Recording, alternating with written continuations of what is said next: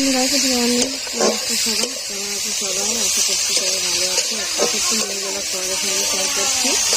তোমরা সকাল সকাল আমি রান্না করতে বসে গেছি। এদিকে দেখো আমার ভাতটা হয়ে গেছে অলরেডি।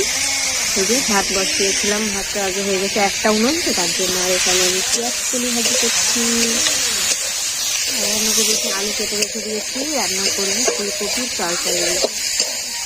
তোমরা সবাই কি কি করছো জানিয়ে কমেন্ট বক্সে, ঠিক আছে? তো তোমরা কে কে পেঁয়াজ কলি খেতে ভালোবাসো আমাকে জানিও। আমি কিন্তু একদম পছন্দ করি না পেঁয়াজ কলিটা।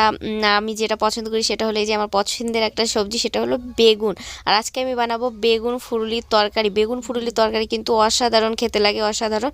তোমরা একবার যারা যারা খাওনি একবার বাড়িতে ট্রাই করো, ভীষণ সুন্দর লাগে। বাজারে পাওয়া যায় কিনতে 2 টাকা 1 টাকা 5 টাকা এরকম দাম নেয়। তো যাই হোক, আমার কিন্তু হয়ে গেছে রান্না, পেঁয়াজ কলি ভাজা, আর এখানে ফুরুলি বেগুন আলু দিয়ে তরকারি। কেমন সুন্দর একটা